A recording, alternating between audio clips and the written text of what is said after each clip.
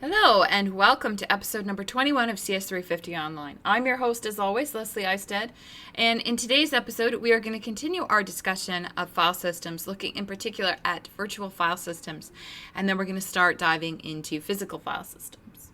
Now, before we get started, there's just a couple things I want to talk about. First is apologies for the delay. I'm not sure if anyone else out there experienced a power outage this morning, but yeah, we lost power this morning. And unfortunately, this machine is not on a UPS. My other computer is on a UPS. And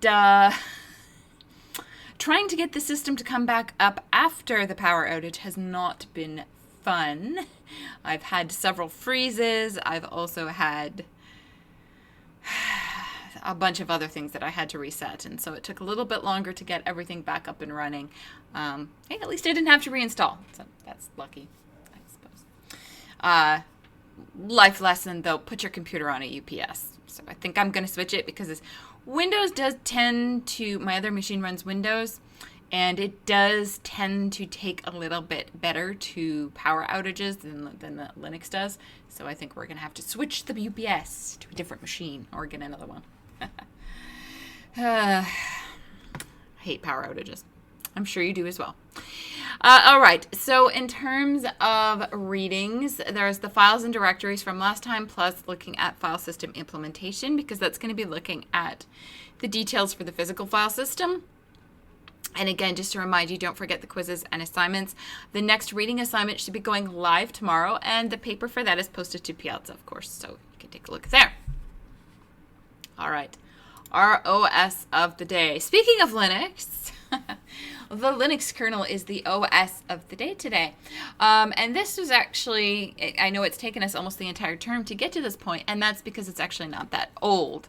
It's been around since 1991, and it was created by someone named Linus Torvalds, who I'm sure many of you have heard that name before. And the story behind this operating system goes that Linus wanted a fully functional free operating system. And at the time, there wasn't anything out there that actually met that requirement. So Stallman had been working on the GNU project, but the kernel for that had been really stalled and nothing had been released at that point. So that wasn't an option. And then looking at 386 BSD, there were legal complications. So at the end of the day, there was nothing there for Linus to use.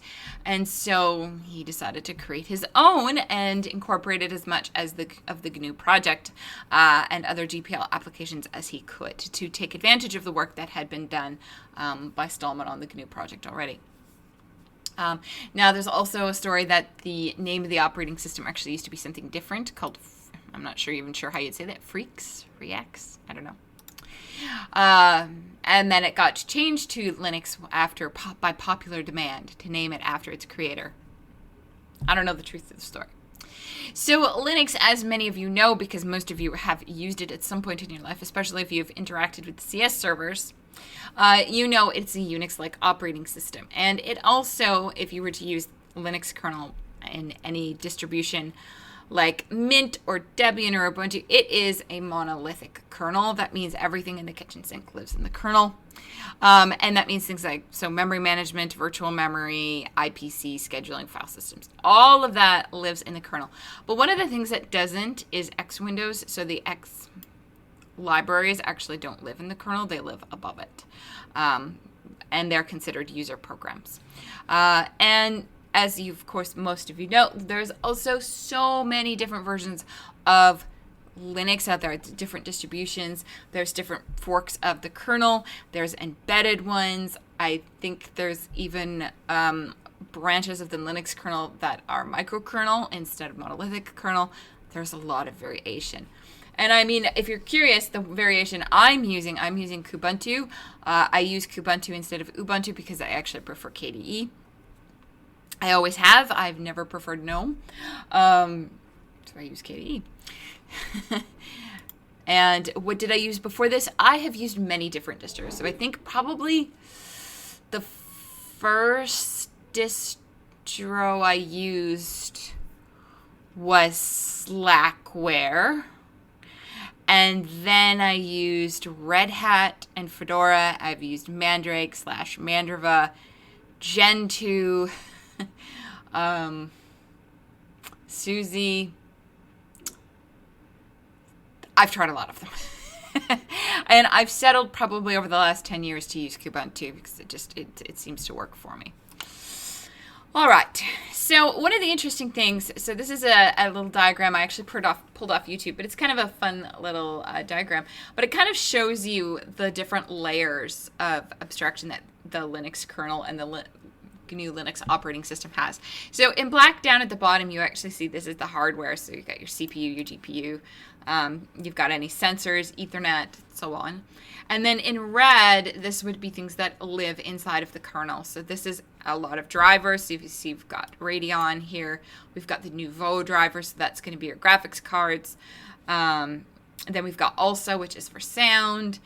And then you've got different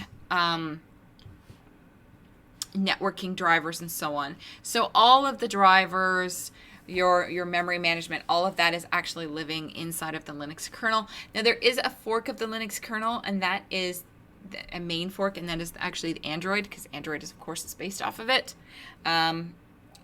There is a lot of similarities between the two. They share a lot of code, but a lot of updates have actually been made to the Android fork, and Google keeps saying, oh yeah, we're going to push them back to the main line, but I don't know if that's happened. Like, the Android fork has some improvements to some of the synchronization primitives that they keep saying they're going to push back to the main kernel, and I don't actually know if that's ever happened.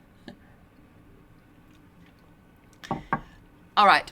And then sitting above that, so that's the kernel mode. Sitting above things that live in privileged land are the kind of system level library. So you've got glibc and things like that. You've also got some stuff for X rendering. So you've got window managers. There's some low level window managers.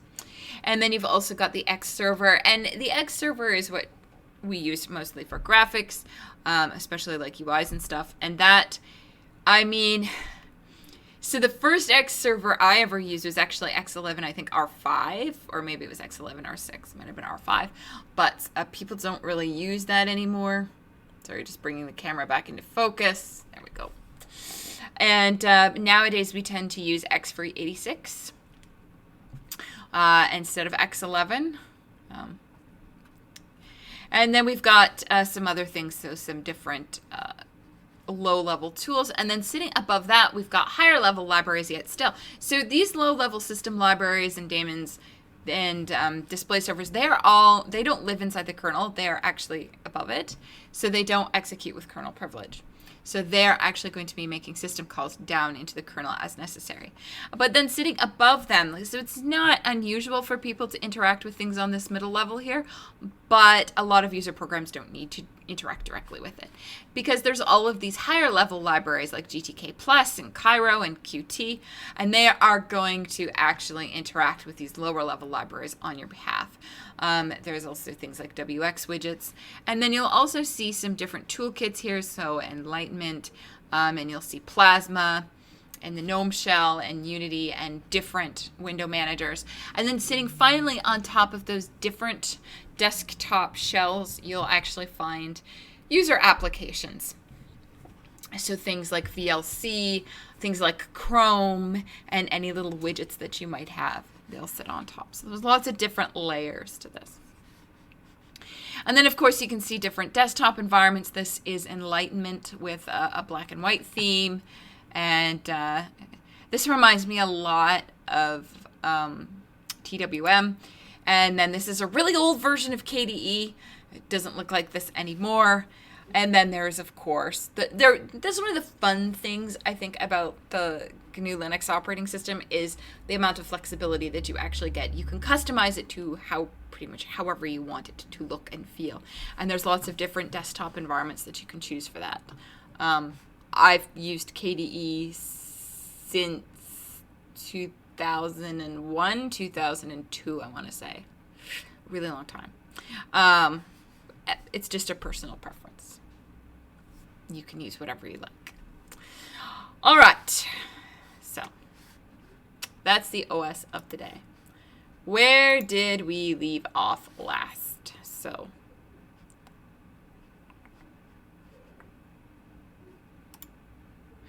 So we left off in our last class, we were talking about file systems. We introduced this concept of what a file system is. It's how we're actually going to be storing the data on the disk and making sure that we are storing it in such a way that we can actually retrieve it at a later date. Because what's the point of permanently storing a file on your computer if you can't actually retrieve it then at some future point? So we've got the files that we're going to save on disk. That's obviously one of the things we need to keep track of. And files, something we didn't mention in the last episode, is that a file is not just its data, it's all of the metadata associated with the file. So the timestamp trick we showed you and all of that, that is all stored as part of the file. And then the file system itself is all of those data structures and algorithms which we use to actually store and retrieve and search and access those files. And it's divided into 3 different levels. There's the logical file system, which we looked at in the last episode, which covers things like reading and writing files and opening files and looking at the metadata of files. But it does it at a really high level because it's not actually paying attention, like it doesn't require the user knows what kind of file system the data is stored on. So for example, if I want to read and write a file on my Mac, which is sitting in front of me, I don't need to know that I'm using the APFS file system. And I could just as easily open and read and write a file with the same piece of code on this Linux machine here, and I didn't need to worry about it being ext4 because that information has been completely abstracted in the logical file system. And that's really good because you don't need the user to know what the underlying file system is. And I mean, there's going to come across problems like certain error codes are very specific to certain file systems. So for example, if you were reading and writing a really large file on a FAT32 file system and you went over the file size limit, then you're going to become aware due to the error that you're not running on something like ext4 or NTFS. FAT32, by the way, has a 4 gigabyte file limit. It's not fun when you find out the hard way, but it's there. Underneath the logical file system, we talked about the virtual file system, and this is how we take a whole bunch of drives that are plugged into your computer and present them up to the logical file system as one thing. And then we have the physical file system, which sits under that. And the physical file system is how is the data actually stored on the disk itself. And physical file systems, when we refer to a file system, we're almost always referring to the physical file system because we refer to it by name. So you've heard me say ext4 and NTFS.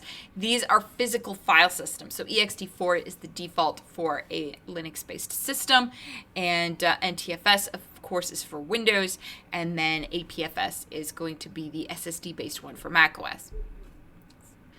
All right. So what we're going to do then is we're going to dive into virtual file systems. If I can find the right slide. And virtual file systems is a really short topic because it's just how do you present multiple physical file systems to the logical file system as one thing. And it's a lot easier than you might think. And instead of like doing this, I'm actually going to write some stuff down. So I'm going to open up my thingy here. Open up my tablet. Make sure I've got the right mouse. That's always a good thing. I have 2 mice sitting on my desk.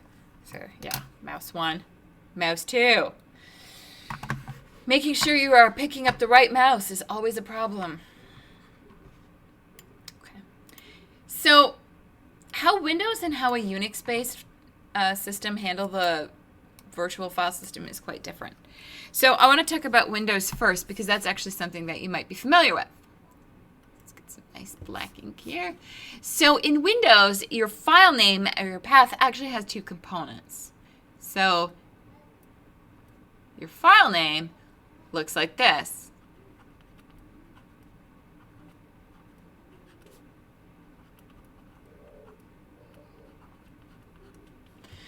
So there are 2 components to this name. There is the C: part, and then there is the actual path to the file. And this is actually how Windows handles multiple file systems. We have the drive or partition or file system name. And then the other part of this is the path on that file system.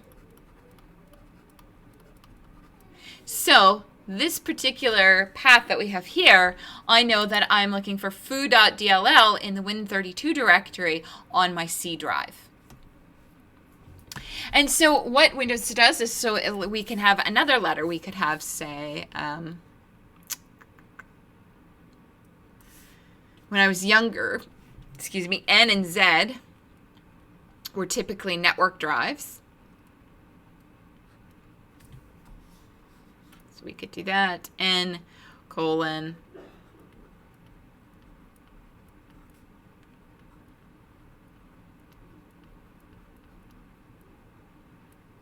like that. And again, the file, we have two parts to this. So there is the drive, or the file system identifier, and then we've got the path to whatever it is we're going to look for. Now, from this, it looks like you can only have letters. So that would give you a maximum of 26 different file systems. And that was actually true a long time ago, but this is not true anymore. I believe Windows now actually lets you have proper names for these, but that never used to be the case. It used to only be letters. Now, here's an interesting thing. Have you ever noticed, so I don't know how many of you are using Windows right now, but if you are, have you ever noticed that the drive letter for your hard drive is C? Why C? Why not A? Why not B? Why not K? Why not M? Why is it C? There's actually a reason for this. So the very first computers that were released didn't actually come with a hard drive. So I had a 1981 IBM PC, and by default, it did not ship with a hard drive. It shipped only with 1 or 2 floppies, and they all had at least 1 floppy drive, because the floppy drives predated the disks actually coming in the machines. The floppy drives got letters A and B. And it wasn't until much later where IBM actually started shipping by default a hard drive with their computers. And since the other letters had already been taken by A and B, and the consumer was accustomed to the fact that A and B, if you had B, were going to be the floppy drives, then the natural next letter of the alphabet to use for the hard disk was going to be C. Now, obviously, nobody has hard disks, or nobody has floppy drives anymore. I think the last floppy drive I ever put in a computer might have been like 2003. And even then, I'm sitting there and I'm like, I'm pretty sure the machine I bought in 2003 didn't have a floppy drive. I'm pretty sure I was like, who uses floppy drives in 2003? Not me. So I think I just put like a CD burner in it, and that was it. You still kind of needed them back then, we'll say that. That didn't always work out, and I was often scrambling to find a floppy drive at that point, but yeah. We haven't seen floppy drives in computers for at least 20 years. And I'm not talking like 5 1/4, I mean the 3.5 inch ones. But the interesting thing is, even though we haven't really used floppy drives in the last 20 years, that convention of the disk being C, the main drive being C, has remained. And I think that's just because we've grown accustomed to it being C. We could change it to A. It doesn't matter. It's not like A is specifically reserved for a floppy drive and B is specifically reserved for a floppy drive. We could change it to A or B. It's just by default, it goes to C, because that's what it's always been. And then if you had like a second hard drive, it might be D. But if you didn't have a second hard drive, then it would be a CD drive would be D or E, depending. And then network drives, as I said, were usually N or Z. Weird conventions from long ago. And now you know why your hard disk is labeled C and not A. Now Linux does things a little bit different. So the Unix file system. It doesn't use a 2-part file name. What it's going to do is it's going to take the namespace hierarchy tree of the file system you want to attach, and it's going to temporarily join it with the namespace tree of the host or the root file system. And it does this via the mount command, and you might be familiar with mount. So essentially what you have here is we have the file system X, which is what we want to attach to the root file system, and we're going to use the mount command to tell the system where should we attach file system X to. So we're going to mount it to XA, which is a directory. So now you can see inside of directory XA, there is now a subtree that is the file system for X. So now in order to access any files off of file system X, I have to prepend it with the path XA. So XA. To get to R, instead of it just being R, it's going to be XAR. To get to G, instead of it being, just XG, it's going to be XAXG. Now, what happens if you have some files that are named similarly between the two systems? It doesn't matter, because we don't care about file names. We care about those I numbers. But then you might be like, well, we have two file systems connected now, and now each file system is going to have different files with the same I number. And at a glance, yes, that is what it looks like. However, I want to tell you that internally, even though we are representing these two file systems as one, they're still technically two separate file systems. And so the system is capable of understanding that, oh, this is file 147 on system X, and not file 147 on the root file system. So internally, we keep that information around. And that's it. That's really all there is to a virtual file system. It's just, how do you take all of these different ones and present it up to the logical file system as one unique thing? And either having a two-part file name or doing mount is going to achieve both of those tasks. All right. So let's now talk about implementing a file system. I apologize if I seem to be looking funny over here. I have a really, really bright LED spotlight over here, and it's really blinding. Excuse me. Really, really, really blinding. I'm trying not to look at it. All right. So how do you implement a file system? Well, before we can talk about implementing a file system, you have to ask yourself, what is it I need to actually store on the physical file system? What do I need to persist when the power goes out? Now, the obvious answer is I need my file to persist. I need to make sure that whatever files I have downloaded actually stay there.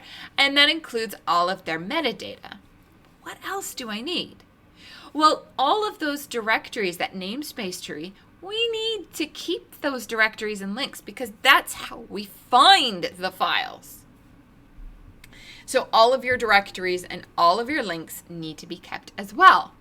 And then any metadata to describe the physical file system itself is also going to need to be kept. Now, what kind of metadata do you need about the file system? Well, you might need to know where the root is. You might need to know where do files live. You might need to know, how do I find out which parts of my hard drive are free or not? Lots of information that we might need. Things that we don't keep. So when you have a process and you open a file, we talked about how we put an entry into the process's file descriptor table. And that keeps track of the file handle, i.e. the I number, and a file position where we are currently in the file. If the computer's off, the process is shut down, so there's no reason to keep this information. And similarly, we keep a track of, in the kernel, which files are open and how many processes have those files open. If the computer's off, nothing's open, so there's no reason to keep this. Now, the lines have started to get kind of blurry because a lot of systems these days are going into these hibernation states or states where it's like a fast boot and you are booting up in the exact position you were when you went to sleep, or you're hibernating and then coming back up alive again. And in those cases, if we were talking about a system with that, some of this information here might actually get kept around just so that you can reboot or recover from hibernation in the exact position that you left off in.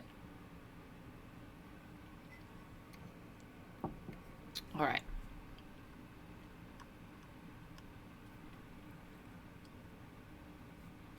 So for our sample file system implementation, we're going to use a really teeny tiny disk. And the reason we're using a small disk is just because it makes the examples actually fit on the slides. I know that probably seems a little lame, but it's the truth. And so 256 kilobyte disk. It's a mechanical disk because we're going to use a mechanical disk. And we're going to have the disk with a sector size of 512 bytes. And that's very, very standard. Sector sizes of 512 is very normal. Now, something I want to remind you of, it's very easy to think that we're going to be addressing individual bytes on the disk. That's completely not the case. We don't do byte-based addressing on a disk. Byte-based addressing is for memory. Disks, on the other hand, are not byte addressable. They are sector addressable. So you can actually only do a read or write that is the size of a sector. So you can only read or write 512 bytes at a time, even if you only want 1 byte out of that. You still have to read the whole sector into memory. The same, by the way, is true on an SSD. You cannot do a partial page read or write. You have to actually read the whole page or write the whole page. Now, the problem with having sectors of being only 512 bytes is the page size for virtual memory is 4 kilobytes. Which means if I'm doing on-demand paging, then in order to get 1 page of my address space into memory, I have to do 8 I/O operations. 8. We don't like that. I don't like that at all. So what we do to improve locality, so we want to reduce seeks, we want to reduce those I/O operations, is we actually group a bunch of sectors together into what we call a block. And the most convenient block size, of course, is going to be the same as your page size. So you will see the common block size for disks is actually 4 kilobytes. Because that would mean that each time you have to get a page fault, you would be doing 1 I/O operation instead of 8. So you're minimizing the cost per byte by doing this. So on our disk, we're going to have then 64 blocks in total on the disk. And we're actually going to take this a step further. So the disk can technically do sector-based addressing. But in our implementation of the file system, we're only going to permit block-based addressing. So we can only actually access a block at a time. So if we want to write to 2 bytes inside a block, we have to write the entire block. And if we want to read 3 bytes from the block, then we're going to have to read the entire block. So keep that in mind. We always have to read the whole block. So we have a picture of this lovely disk. And each of these little squares is going to be a 64, or not a 64. Each of these 64 blocks on the disk is a 4 kilobyte block of data. And we need to divide the data blocks on the disk into 2 groups. One is going to be for metadata, and one region is going to be for actual file data. So we've reserved the majority of the disk to be for the actual file data. So from block 8 to 63, that's actually for file data. And then we reserve the first 8 blocks of the disk to be for any metadata that we need to store. So what kind of metadata are we storing? Well, we need to have a place that keeps all of the information about each of the files. So it's going to keep the I number for the file, and then all of the metadata for that file. So the permissions, the modification dates, the creation dates. It's also going to keep information like, sorry, I didn't realize we were on the wrong frame here. There we go. That's so much better, isn't it? Nice and big. So we're also keeping information in the inode array that keeps track of where all the data for the file is. Because we need some place where it's like, okay, I know that this is file 147, but where's all the file data for 147? And so what we have is we've reserved 5 of these 8 nodes, of these 8 blocks, is for this thing called an inode array. And it is essentially kind of like a page table for where can I find all the data for each of these files. Each of our inodes is 256 bytes, which means that if we have 4 or 5 data blocks used for that, we can store 80 inodes. You get 1 inode per file, just 1. Okay.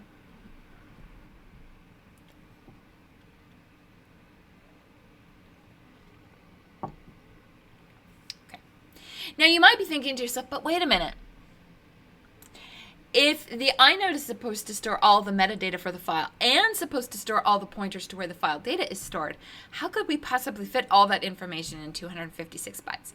We'll talk about that in a few minutes, but needless to say, it is more than sufficient to do the task that we need it to do.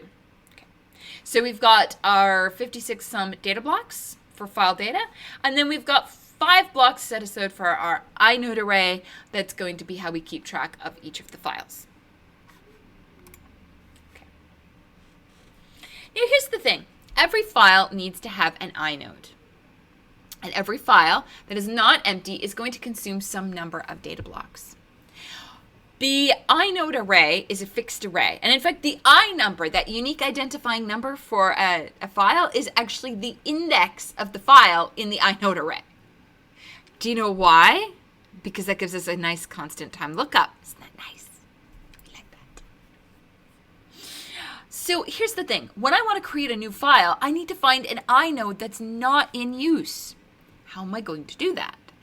Well, one way that you could do that is you could read the contents of the inode array into memory and then do a linear search to try to find where is a free inode in this array.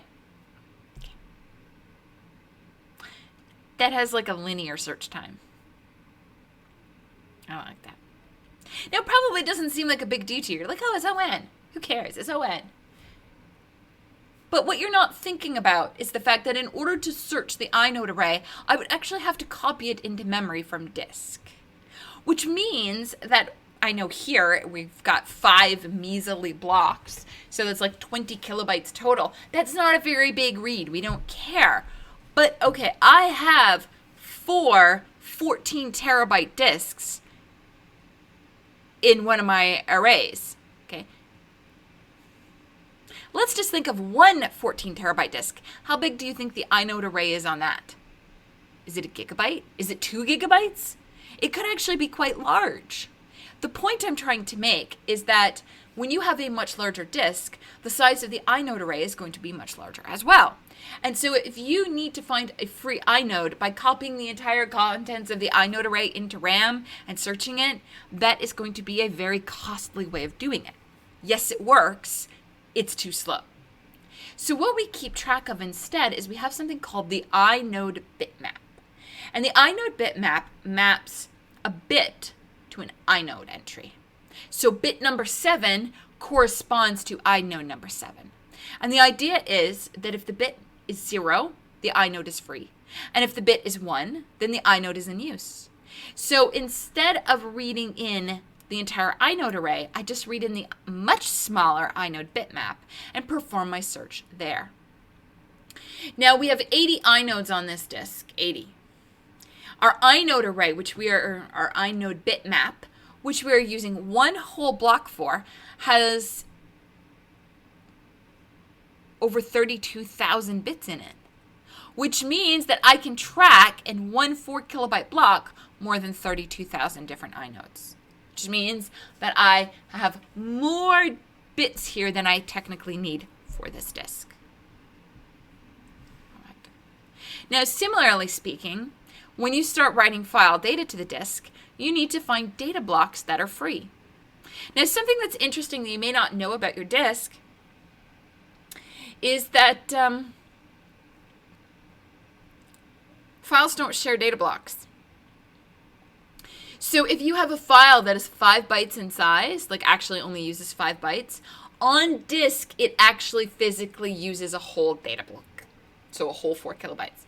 And that is one of the reasons, only one of the reasons, why your file size on disk does not match the actual file size. So I haven't done this in Linux before, so just bear with me. So I'm going to properties. Yeah, it's just showing me the file size instead of the size on disk. Maybe under details.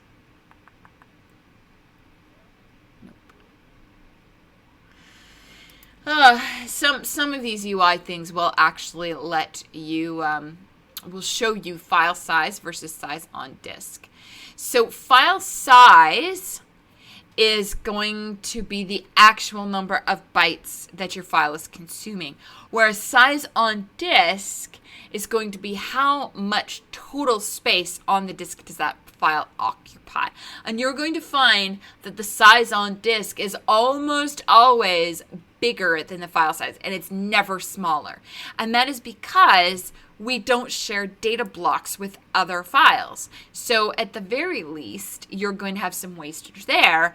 And then due to how we store the file on the disk, you have extra data used to actually store the data on the disk and be able to retrieve it. All right, I was hoping it would show me both of those. I know the Mac one does, but. All right. So here's the thing. When you are writing to a file, then, you need to actually be able to find free data blocks. And again, this is a situation where we don't want to have to read in the entire contents of the disk in order to find a data block that's not in use. So we're going to, for the data blocks, also make use of a data block bitmap, where each bit corresponds to one data block on the disk. And if it's a 0, if it's free, and if it's a 1, it's in use. So that's pretty useful, right?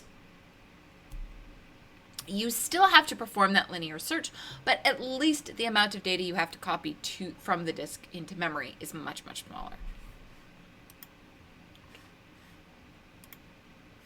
The last of our data blocks is called the super block, and the super block is used to store the file system itself's metadata. Now, what kind of metadata do you need?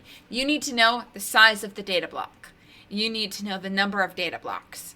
You need to know the number of inodes, because the number of inodes is actually the maximum number of files that you can have on the disk, and that's really important for the OS to know. So it's going to tell you how many inodes there are. It's going to tell you where can I find the inode array. It's going to tell you where the inode bitmap is and the data block bitmap.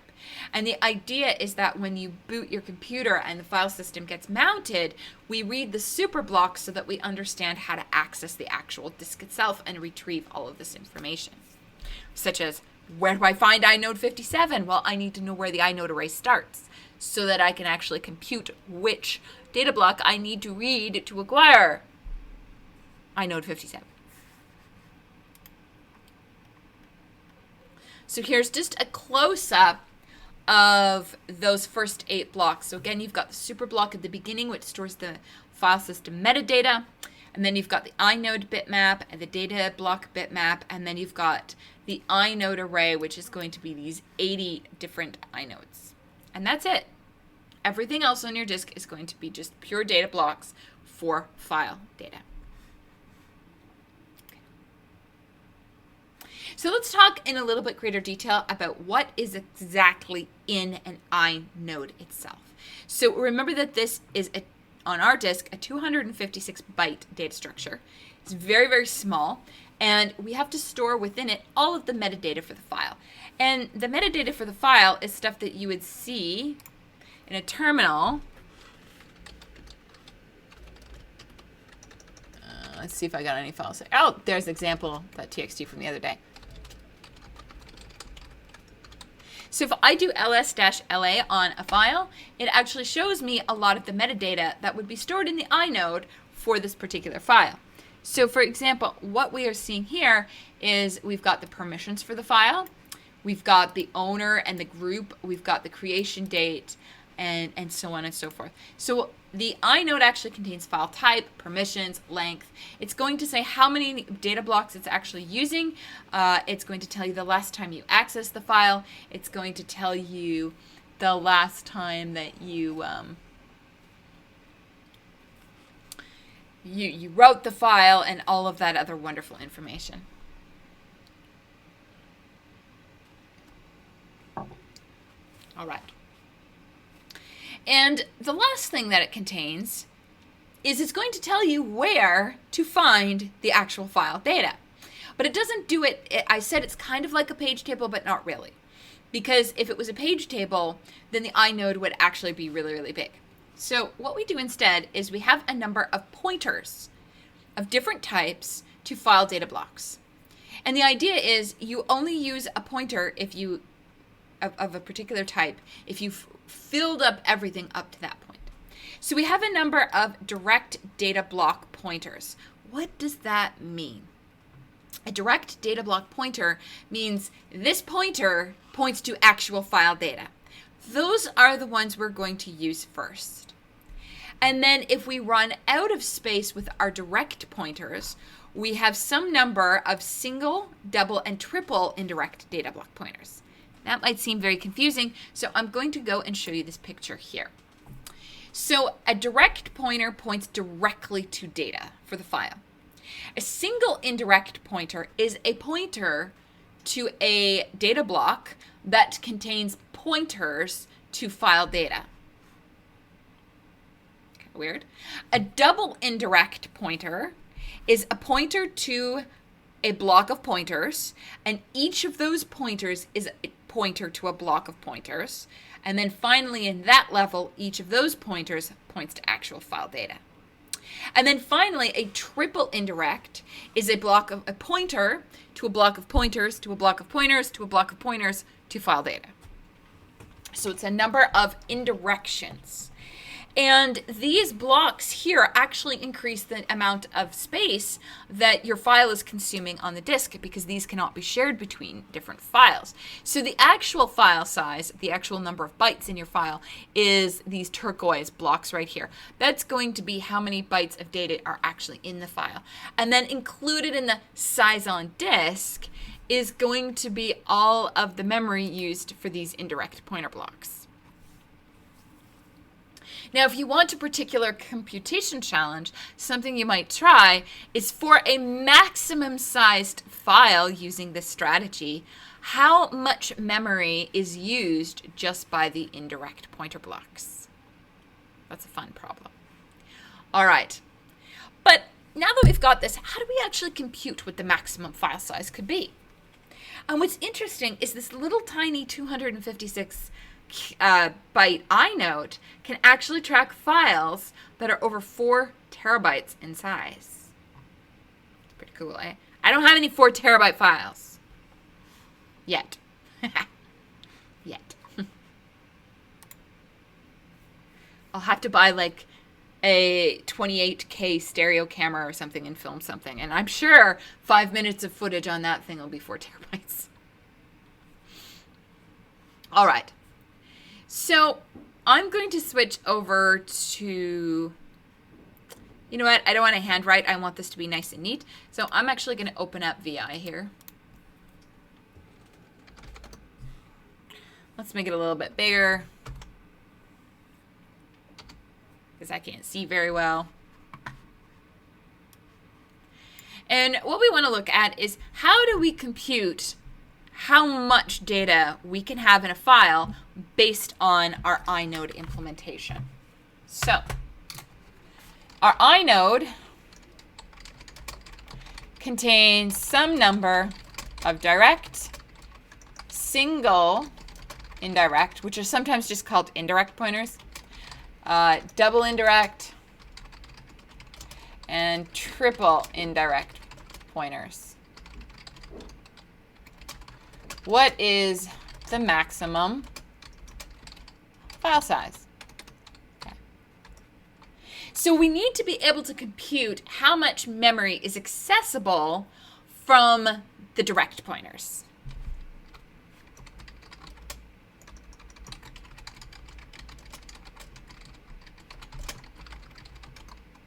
So there's going to be some number of direct pointers. So this is going to be equal to the num direct pointers times your block size. And for example, our inodes have, And let's just switch back here. I'm pretty sure the answer is 12. Yes, 12 direct pointers.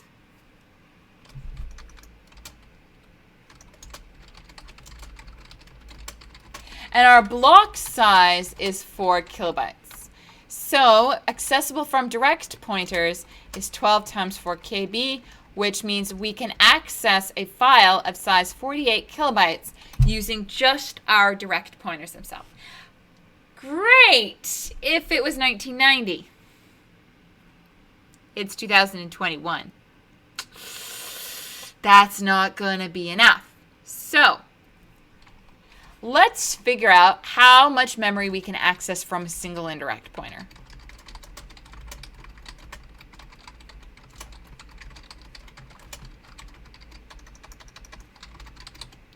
The formula for this is the number of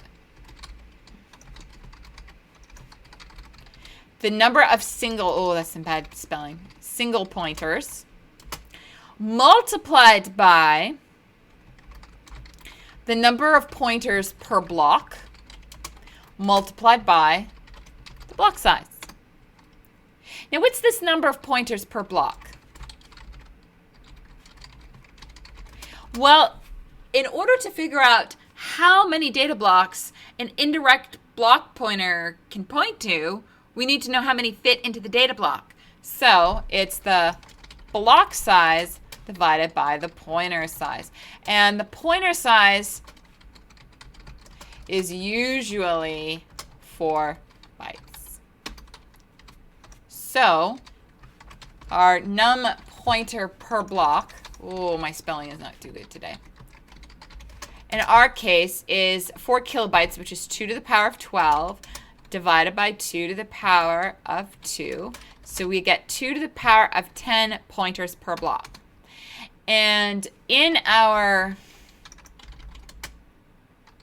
example, our inodes have one single indirect, or just indirect, as they're also known, pointer. So this means that we have 1 times 2 to the power of 10 times 4 kilobytes. So that is 2 to the 10 times 2 to the 12, and that gives us 2 to the 22 bytes, which, if memory serves me, this is about 4 megabytes. So accessible from one single indirect pointer in the inode is an additional 4 megabytes of file space. I'm going to go back up here. Well, we're not going to do that. Never mind. Okay. 4 megabytes is nice, but I haven't had an image file that was 4 megabytes in a long time. Even my 10-year-old DSLR camera, it doesn't produce files that small. And this is where we make use of the double indirect pointer. So, accessible from double indirect pointer. It's the number of double pointers times the number of pointers per block squared, because each pointer in the first block points to another block of pointers, times the block size. So our example is our inodes have 1 double pointer. So that's going to give us 1 times 2 to the power of 10 squared times 4 kilobytes. Not too bad. That's going to be 2 to the 20 times 2 to the 12. Hey, that's 2 to the 32. So this is about 4 gigabytes. And this is about, as I said, it's about 4 megabytes. That's a lot better. I like 4 gigabytes. Each of these episodes, because they're streamed in 4K, is about 4 gigabytes, though. If you're wondering, by the way, why it's not more, because it is 4K, it's actually because very little on the screen is actually moving, which means that these videos are actually highly compressible. But this is not a course on video compression, so don't worry about that. All right. What if I want to create a bigger file? What if I want to create files that are terabytes in size? Like, let's say I have a Lord of the Rings extended edition. That's going to be, what, 20 terabytes? Maybe not that big. But this is where we make use of the triple indirect pointers. So to figure out how much memory is accessible from the triple indirect pointer, it's the number of triple pointers times, do you see the pattern here?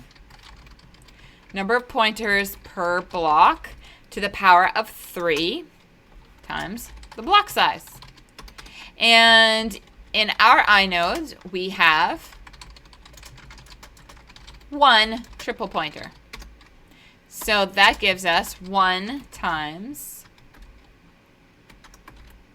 2 to the power of 10 to the power of 3 times 4 kilobytes, which is 2 to the 12. So that's going to give us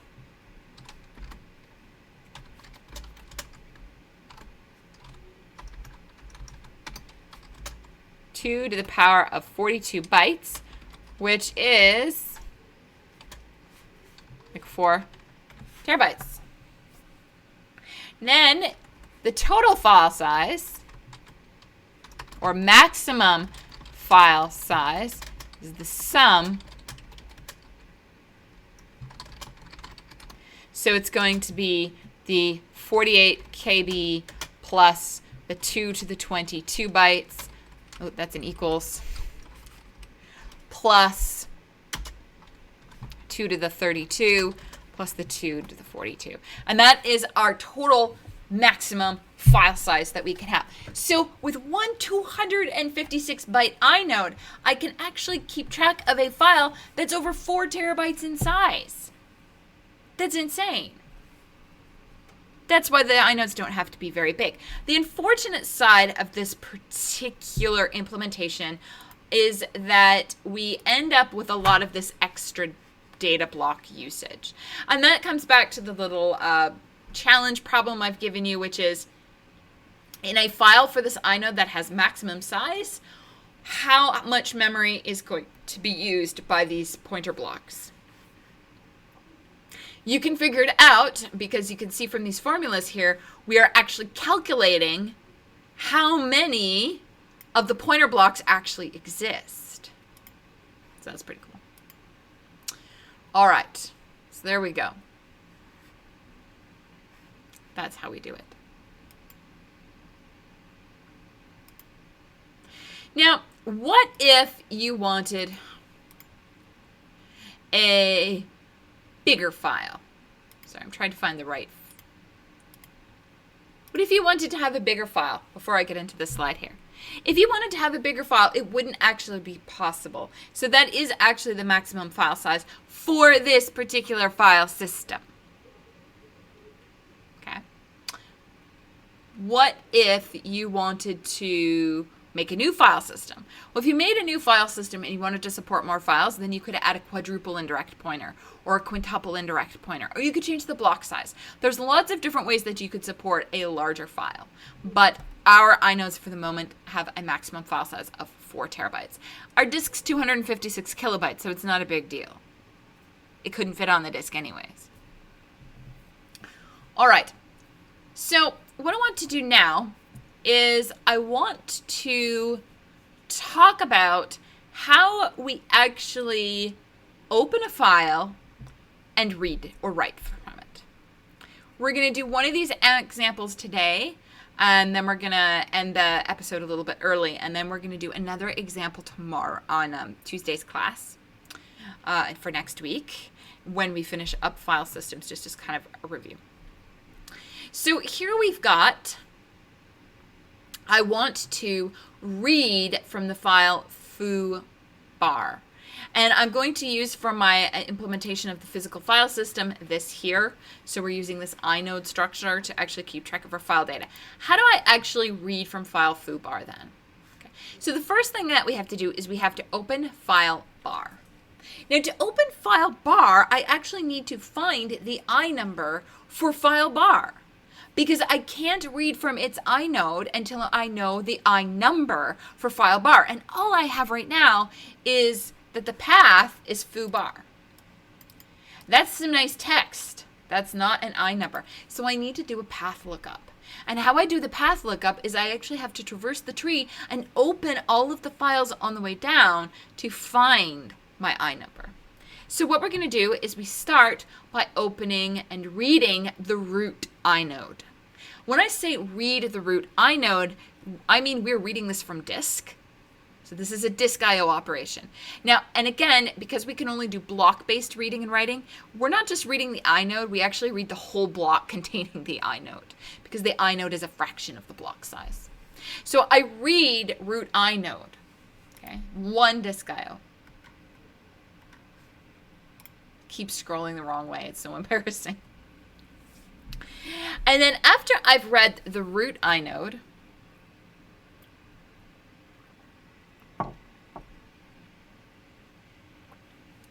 I am going to read root's data, again, another disk I/O operation, and inside of root's data, I'm going to look up the I number for foo. When I get the I number for foo from root's data block, the next operation, of course, is to read in foo's inode. And that gives me the pointer to foo's data. So I now read foo's data in, and from there, I can search for the I number for bar. Once I get the I number for bar, the last thing I do in the open operation is I read bar's inode. Now you might be like, why do you have to read bar's inode here?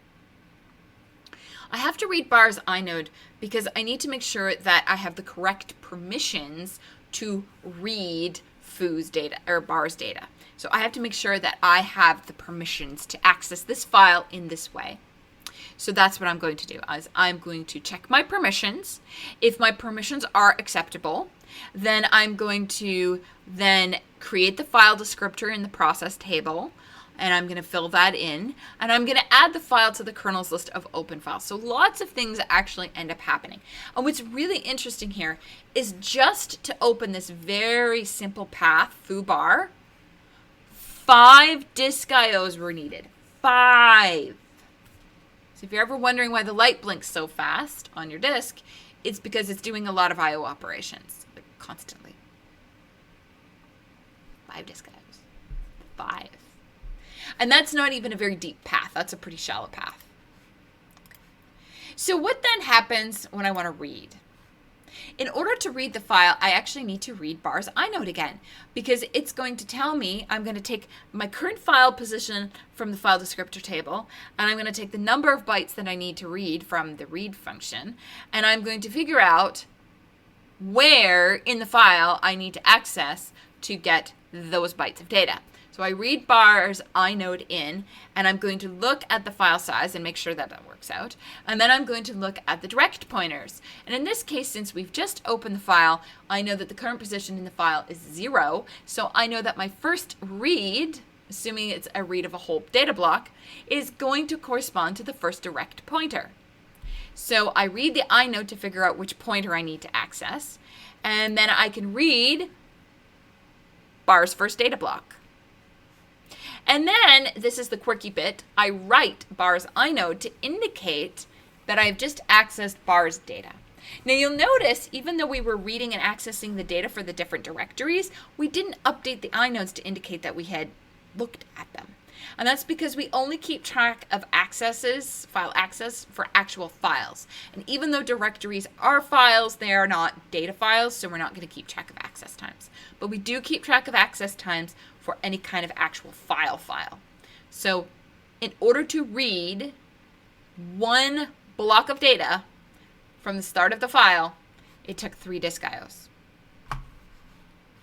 And each subsequent read is going to be 3 disk IOs. We always have to read the inode then we'll read our data, and then we have to update the inode to let it know that we've accessed the file data. Now, this was all for direct pointers. What if I had an indirect pointer? Well, the number of I/O operations is going to increase in that case. And the reason it's going to increase is because we are going to read the inode, and then if we have a single indirect block, we'll have to read the block pointer and then read the data block. So to read from something accessible only through a single indirect, there's going to be 4 disk IOs. If it's a double indirect, 5 disk IOs. Triple indirect, 6 disk IOs per read or write. It's a lot of disk IOs. A lot of disk IOs. Now the truth is, this assumes we have no cache. And in reality, we cache this stuff. Because it doesn't make sense to keep reading the inode from the disk for every single operation. So your computer, your operating system, actually maintains an inode cache and a data block cache. And the idea is, before we read from the disk, we're going to check our cache. If it's in the cache, we'll read from the cache. And then if we have to update something in the cache, we can do a write-through. In reality, we don't do write-throughs. They get flushed periodically. But let's just pretend for a moment that when you write to something in the cache, it flushes out to disk.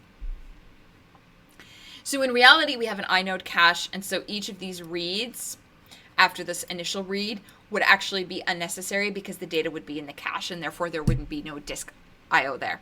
Now, we can't get rid of the writes because, again, if we just keep the up-to-date version in the cache, that's not necessarily the best thing, and a lot of the times we actually want to flush that to disk in case somebody else wants to do something.